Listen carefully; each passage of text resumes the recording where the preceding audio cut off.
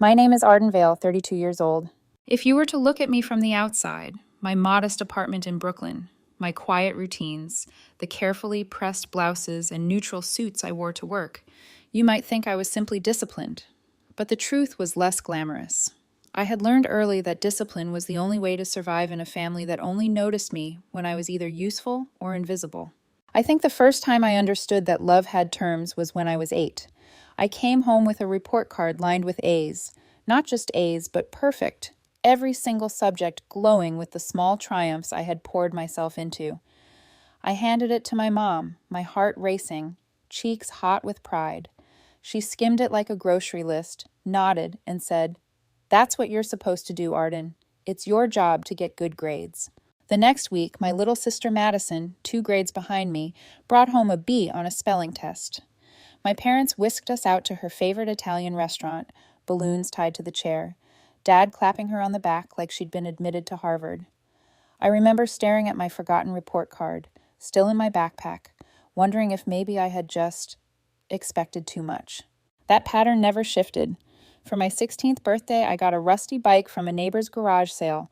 The paint flaked when I ran my hand along the frame, and one brake barely worked. Mom scolded me when she caught the disappointment on my face. "Be grateful, Arden. Some kids don't get anything." 2 years later, Madison turned 16. She got a brand new Honda Civic with a giant bow on top, parked in our driveway like it had been waiting for her all her life. She hadn't even passed her driving test. I learned to stop asking for fairness. Instead, I built walls of silence. When it came time for college, those walls became armor. My parents had set aside nothing for me, though they somehow managed to pour every spare dollar into a fund for Madison's future career as a doctor. I applied to state schools, worked in the campus library 20 hours a week, and picked up shifts at a coffee shop on weekends. I lived on vending machine crackers and dollar pizza. I carried exhaustion like a badge. Still, I made it. I graduated with a degree in finance and $30,000 in student loans. My first job as a junior analyst in Manhattan paid $65,000 a year. It sounded like fortune until rent swallowed half of it. My studio was so small I could stretch my arms and touch both walls. The bathroom door only shut if you turned sideways. Still, it was mine, and for once, no one could take credit for it but me. I thought maybe, just maybe, that would be the beginning of a new chapter. A life where the sacrifices I had made in silence finally bloomed into something steady. Then the phone rang. It was a Sunday evening, and I was portioning out chicken and rice for the week, my version of meal prep, when my dad's voice reached through the receiver. "Arden, we need to talk." The air in my apartment shifted. His voice was taut, as if already bracing for resistance. "What's going on?" I asked. "I lost my job," he said. "Downsizing. Half the department gone. 55 years old and apparently obsolete overnight." I pressed the phone tighter. "I'm sorry to hear that, Dad. Have you—" "And your mother?" he interrupted. "Her back. The doctor says she can't handle full-time shifts anymore. Part-time nursing barely covers groceries." My chest tightened. That's awful. Are you looking for something else?" "Of course I'm looking." His tone snapped, then faltered. "But nobody wants a 55-year-old engineer when they can hire kids half my age."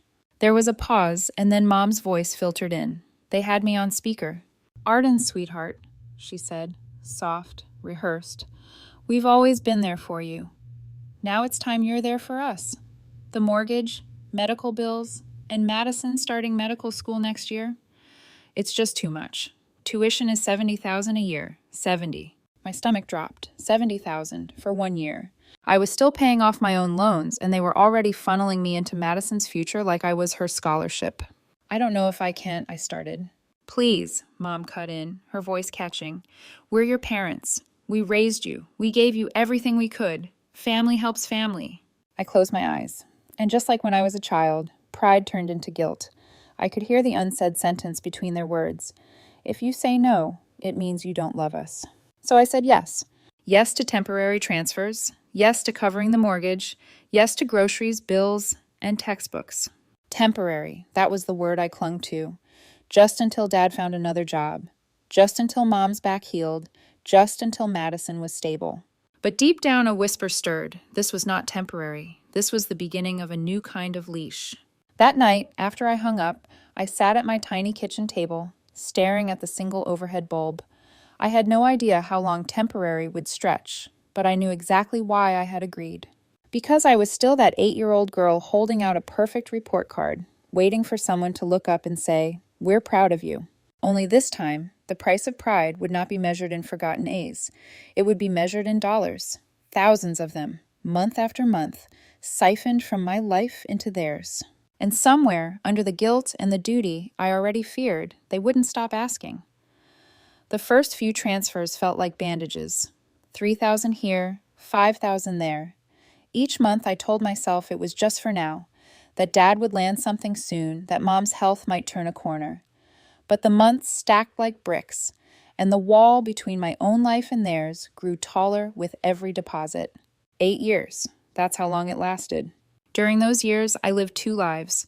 By day, I clawed my way up the corporate ladder, learning how to survive among the wolves and glass towers. I volunteered for the projects nobody wanted, stayed late enough that the cleaning crews began greeting me by name, and built a reputation for reliability so bulletproof that promotions felt inevitable. From junior analyst to senior analyst, my salary tripled. My boss shook my hand like I was his most prized asset. And yet, in the shadows, I was still the family's secret lifeline. I stayed in that tiny studio for 3 years longer than I should have. My furniture came from Craigslist. I didn't take vacations. My work shoes were so worn the soles thinned, until water seeped in on rainy mornings. But I made it work, because every spare cent went somewhere else, into their mortgage, into their medical bills, into Madison's tuition checks and unexpected expenses that always seemed to bloom in the same months I thought I might finally catch up. And I invested. Oh, I invested. Every bonus, every tax refund, every shred of money that wasn't siphoned away, I locked it into index funds, REITs, and a handful of carefully chosen stocks. I spent nights hunched over research reports, charts glowing on my laptop while the city pulsed outside my window. The markets became my second religion. I swore that no matter how much I gave them, I would never end up like them, broke, scrambling, dependent. Then, 5 years into the arrangement, I bought my house. It wasn't glamorous, not at first. A fixer-upper in Westchester County, with peeling linoleum floors, and a kitchen last touched in the late 80s. The bathroom smelled faintly of mildew, and the yard was a jungle, but the bones were good, and the price, $450,000, was a steal for the area. I poured myself into that house. Weekends became a blur of sanding, painting, repairing. My fingernails broke under layers of plaster dust. Slowly, it transformed. By 32, the mortgage was paid off. Mine. No bank, no landlord, no strings.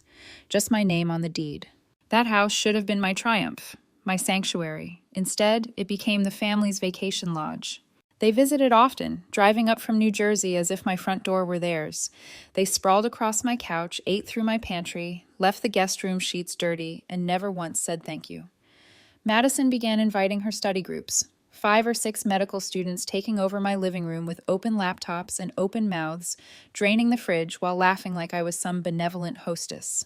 One Saturday, I came downstairs to find them eating cereal out of my mixing bowls because they'd run out of clean dishes. Madison just grinned. "Your house is perfect for studying, Arden. You're the best." The best. Always useful, never appreciated. I told myself it didn't matter, that I had learned to live in the cracks of their entitlement. But then came the day the mask cracked for me. It was a Sunday, another family visit. I was in the kitchen making lunch when my phone rang. Aunt Patricia. I almost ignored it, but something made me answer. She asked for Mom. I told her I'd get her and walked toward the living room. That's when I heard it. I froze in the hallway, phone still against my ear. Dad chuckled. "She's too stupid and naive to say no.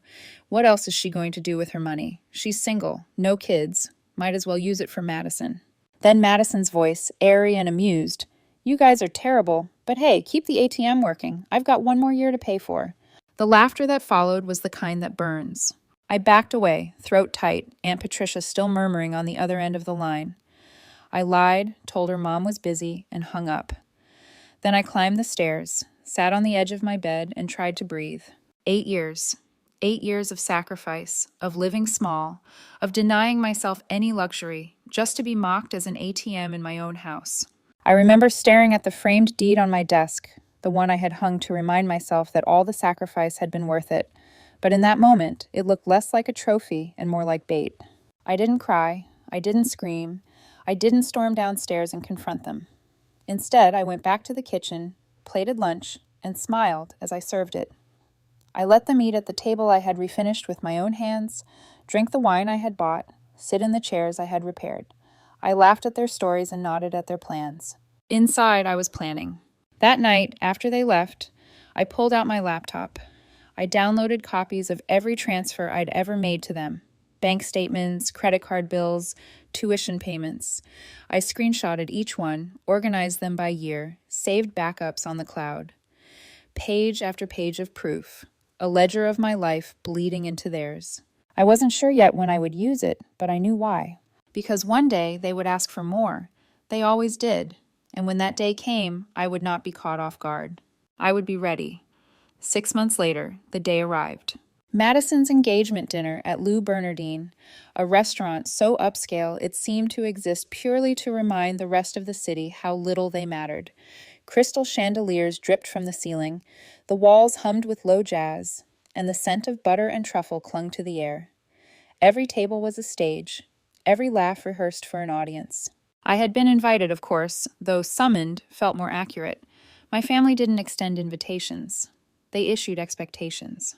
Madison was the star of the night, draped in a designer dress that shimmered under the chandeliers.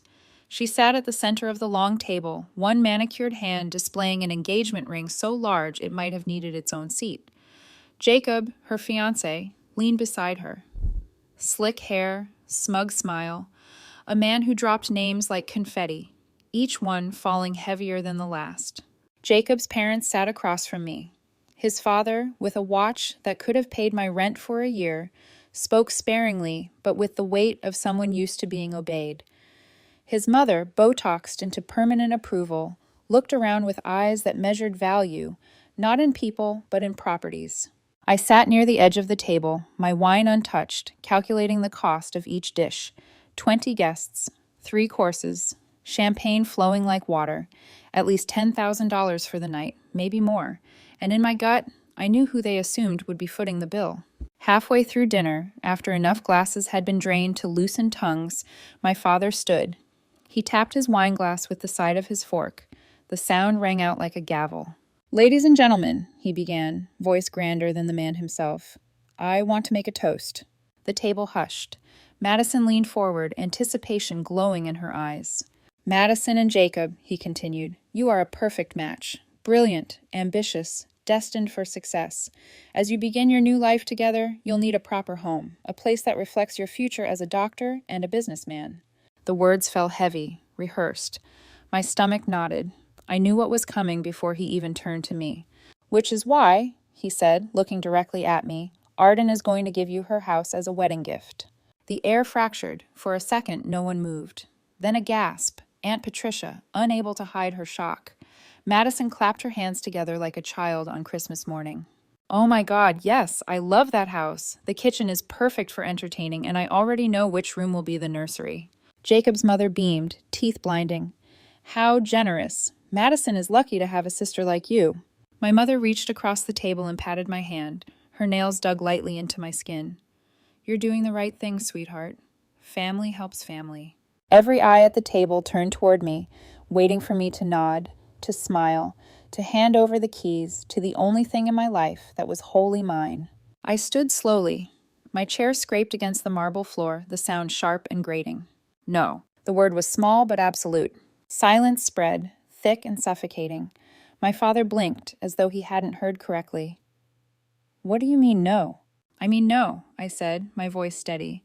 "I'm not giving Madison my house. I bought it. I paid for it. It's mine, and I'm keeping it." Madison's face morphed, confusion melting into rage in seconds. "Are you serious right now? You're really going to be this selfish?" I laughed, a dry, humorless sound. "Selfish? That's rich coming from you."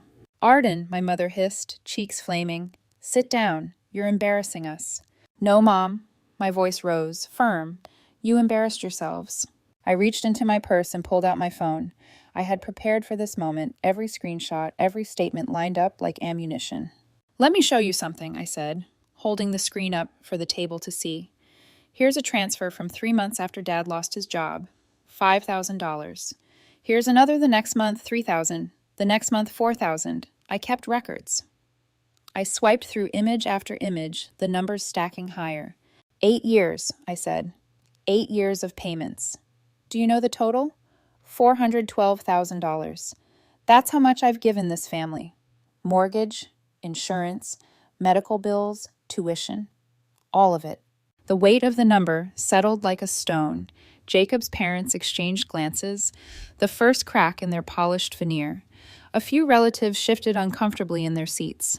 And while I was sending all this money, I continued, living like I was still broke, never taking vacations, never buying myself anything nice, you were laughing behind my back, calling me your ATM, your cash cow. My mother's face went pale. You're lying. Am I? I turned to Aunt Patricia. Remember that call a few months ago? Mom was on the phone laughing about how I just keep giving like an idiot. Tell them, Aunt Patricia, tell them what you heard. Aunt Patricia squirmed, eyes darting, but finally nodded. Linda did say something like that you were easy to manipulate, that you'd give them anything if they asked the right way. The table erupted in whispers. Jacob's mother looked like she'd bitten into something sour. Jacob himself stared at Madison, his jaw tight. Madison's eyes brimmed with angry tears. You've ruined everything, she spat. You've ruined my engagement dinner. You're just jealous because I'm getting married and you're going to die alone. Maybe, I said, slipping my phone back into my purse. But at least I won't be a parasite. I pulled out my wallet, laid 2 crisp $100 bills on the table. That's for my dinner, and that's the last money any of you will ever see from me. My father shot up, his voice trembling with fury. Arden, if you walk out that door. What? I cut in. You'll cut me off? Save me the trouble, please. And with that, I walked out. The restaurant's warmth fell away behind me, replaced by the sharp night air. The valet brought my car around, headlights sweeping the street. My phone buzzed in my bag, calls, texts, frantic vibrations, but I didn't answer. I drove home in silence, hands steady on the wheel, my chest tight but my head held high. When I got back to my house, I did what I had promised. I blocked their numbers. I canceled the transfers. I removed them from my credit cards, my streaming accounts, my life. Then I opened a bottle of wine, sat on my couch, and for the first time in years, I felt something close to freedom. The silence was the loudest thing I had ever heard. After that dinner, days stretched out with no buzzing phone, no demands, no endless tide of Arden, we need you. At first, it felt like standing on the edge of a cliff, wind whipping my face, terrifying and exhilarating in equal measure. For years, their voices had filled every corner of my life. Without them, my apartment seemed cavernous. Even the hum of the refrigerator sounded foreign. I filled the silence with work. Promotions didn't fall from the sky, but I was prepared when opportunities came. Colleagues began stopping by my desk, not just with questions, but with respect. My calendar shifted from endless grunt work to strategy meetings where my voice actually mattered. When the new fiscal year rolled around, my salary leapt again, and I finally felt the weight of my own competence. And in the evenings, I let myself breathe. I signed up for yoga classes, awkward at first, then liberating. I said yes to coffee with coworkers instead of pretending to be too busy. I even accepted a date with Tom, a divorced dad from the marketing department who made terrible puns and laughed at his own jokes before anyone else had the chance. He had kind eyes, the sort that noticed when you hesitated before ordering dessert, and he asked questions like he actually cared about the answers. He didn't know about the ledger of transfers sitting on my hard drive. He didn't know about the weight I'd carried for 8 years. He only knew me as Arden, the woman who was always prepared, maybe a little guarded, but funny when she relaxed enough to show it. For a while, that was enough. Then Aunt Patricia called. It was a Thursday evening. I had just stepped out of the shower when the phone buzzed. Her name lit up the screen, and my stomach tightened. Calls from Patricia were never idle. Arden, she said, her voice hesitant. I thought you should know what's been happening. I sank onto the couch, towel still around my shoulders. Go on. Well, she began, first of all, Jacob broke off the engagement. I sat up straighter. He did? Yes. About a week after that dinner, he said... Patricia paused, as though tasting the words. He said he couldn't marry into a family of grifters. That's the word he used. Grifters. His parents apparently told him if your family could bleed you dry of $400,000, what might they do to him? I exhaled slowly. A part of me wanted to laugh, but the sound caught in my throat. That's not all, she continued. It turns out Madison was cheating on him. She's been seeing some bartender from a club downtown. Brian, or maybe Ryan. Anyway, a few weeks ago she ran off to Mexico with him. I blinked. You're kidding. I wish I were. She took your parents' savings with her, about $30,000 they had tucked away, cleaned out their emergency fund and their checking account. I closed my eyes. 30,000 wasn't 400, but for them, it might as well have been a fortune. They're panicking, Patricia went on, calling everyone in the family for loans. But after what happened with you, no one wants to touch it. They're radioactive. For a long moment, I said nothing. Arden, Patricia's voice softened. They're saying you're their only hope now. My stomach twisted. Those words, I had heard them before. Only hope was just another way of saying open wallet. I can't, I whispered. I won't. I didn't expect you to, she said gently. I just thought you should know. After we hung up, I sat in the dark, towel still damp against my skin. My phone screen reflected back at me, blank and accusing. They were unraveling without me. Part of me wanted to believe it wasn't my problem. Another part, the child who had once begged for scraps of recognition, ached to step in, to fix it, to be the savior.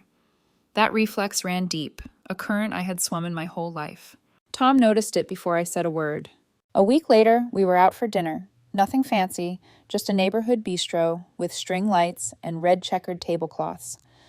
The waitress set the check on the table. My hand twitched toward it before Tom could reach. He caught the motion and tilted his head. You always do that, he said lightly. Do what? Grab the bill. Like if you don't, something bad will happen. His eyes weren't teasing now. They were searching. I forced a smile. Old habit. He didn't press, but his gaze lingered long enough that I felt seen, maybe more than I wanted. That night, as I lay in bed, I thought about his words, about the way my hands shook at that engagement dinner, the way my chest still tightened every time money was mentioned. The trauma wasn't just in my family, it was in me. Still, I didn't call them. I didn't answer their texts when they slipped through from unknown numbers. Instead, I waited. Because I knew them, and I knew this wasn't the end. It was only the beginning of their fall. The unraveling didn't stop. It accelerated. 2 months after Aunt Patricia's call, word filtered through the family grapevine. My parents' house was gone. Foreclosed. They had stretched what little credit they had until the banks finally snapped back. They packed decades of their lives into cardboard boxes and moved into a cramped 2-bedroom rental in a neighborhood where the streetlights flickered and the neighbors fought loud enough for everyone to hear. My father, once proud to wear a pressed shirt and call himself an engineer, was now a night security guard in a warehouse, his uniform wrinkled and his posture bent. My mother, who used to stand tall in scrubs, returned to the same hospital, but not as a nurse, as a janitor. She mopped the same halls she once strode through with authority. And then Madison came back. 6 months after she vanished to Mexico, she returned pregnant and broke. Brian, or Ryan, the bartender who promised her paradise, had drained the last of her stolen money and left her stranded in Cancun. She called our parents sobbing, begging for airfare home. They scraped together enough for a one-way ticket, and she arrived at their apartment with nothing but a suitcase and the faint swell of a child she couldn't afford. 3 lives crammed into 2 rooms. Dad working nights, Mom cleaning toilets, Madison listless on the couch, alternating between nausea and tears. The golden child's crown had rusted overnight. And me? My life bloomed in the silence. I earned a promotion, senior analyst with a raise to $175,000. I invested in a second property, a condo I rented out for passive income. I went to Greece with Tom, letting the salt air wash over years of exhaustion, and we planned a trip to Japan for the new year. For the first time, I allowed myself to buy things without shame. A leather jacket I'd once considered too indulgent, a pair of shoes that fit perfectly instead of good enough. Even something as simple as choosing the expensive coffee without guilt felt like rebellion. But guilt still lingered, threaded into the seams of my life. I saw it in small ways. The way my chest tightened when Tom paid for dinner without hesitation. The way I hesitated before booking flights, calculating not just cost, but whether I was allowed joy. I wasn't sending money anymore, but the reflex remained, to deprive myself so others could take. One morning, I sat on my back deck, a mug of coffee warming my hands. The autumn leaves had turned golden red, falling in slow spirals across the yard. Tom joined me, setting down 2 plates of scrambled eggs.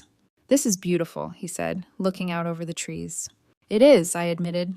For once, I didn't immediately think of the price of upkeep, of the taxes, of the fact that this house had been mocked as a stepping stone for someone else's nursery. I just let myself see it. And then my phone buzzed. A photo. Madison, posted on social media by a cousin who hadn't yet unfriended her. She was standing in a fast food uniform, holding a baby boy swaddled in a thin blanket. The caption read, "Working hard for my baby boy, Oliver." Oliver. The name hit me like a blade, too close to my own, too pointed not to be deliberate. The comments poured in. Praise for her strength, admiration for her resilience as a single mother. Words like brave and inspiring floated across the screen. Nobody mentioned the hundreds of thousands of dollars funneled into her medical degree. Nobody mentioned the sister who had quietly funded every step of her so-called success. My stomach twisted. Anger, sorrow, relief. They tangled together until I couldn't separate them. I showed Tom the photo. He glanced at it, then at me. "Does it hurt?" he asked simply. "Yes," I said, "but not the way it used to." Because the truth was, it didn't break me anymore. It stung, yes, but it no longer felt like shackles. A week later, I got a voicemail. The number was unfamiliar, but the cadence was unmistakable. My mother's voice, brittle and thin. "Arden, please. We know we've made mistakes. We're sorry. Madison's struggling, and we can't afford the hospital bills. You're our only hope." That phrase again, only hope. I deleted the voicemail without listening to the end. Still, the words haunted me. Late at night, when the house was quiet and Tom was asleep, I thought about it. I thought about Dad's hunched shoulders in a security guard's jacket, about Mom scrubbing hospital floors, about Madison, once gilded, now greasy-haired and clutching a baby. And for a moment, the reflex stirred again. That old, aching desire to step in, to fix it, to be worthy of their love by saving them. But then I remembered the laughter, the word ATM echoing in my hallway, my mother's voice calling me too stupid and naive to say no, my father insisting my house belonged to someone else, Madison's smug clap, already deciding which room would be the nursery. And I knew this was not my burden anymore. I looked out at the sunrise from my deck, the sky awash in pink and gold, and whispered to myself, not this time. The final test came on an ordinary morning, one that began like any other. The sun had barely climbed over the trees, casting long golden stripes across my deck. I was pouring coffee into my favorite mug when my phone buzzed. An unknown number. I almost ignored it, but something in me, habit, maybe instinct, picked it up. A text. "Arden, this is Mom. I got a new phone. Please, we need to talk.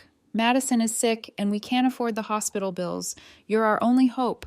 Please remember we're family." I stared at the screen, the steam from my coffee curling upward, fogging my glasses.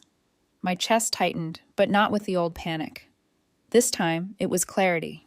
Tom padded into the kitchen, hair still mussed from sleep. "What's wrong?" he asked, reading my face before I could hide it. I handed him the phone. He read silently, eyebrows lifting. "Well," he said finally, "what are you going to do?" I took the phone back, thumb hovering over the screen. For years, that phrase, "You're our only hope," had been the key that unlocked every door in me. The guilt button. The lever that tipped all my boundaries. But now it sounded less like a plea and more like a script they had repeated so often they believed it still worked. "I'm going to do nothing," I said, and I blocked the number.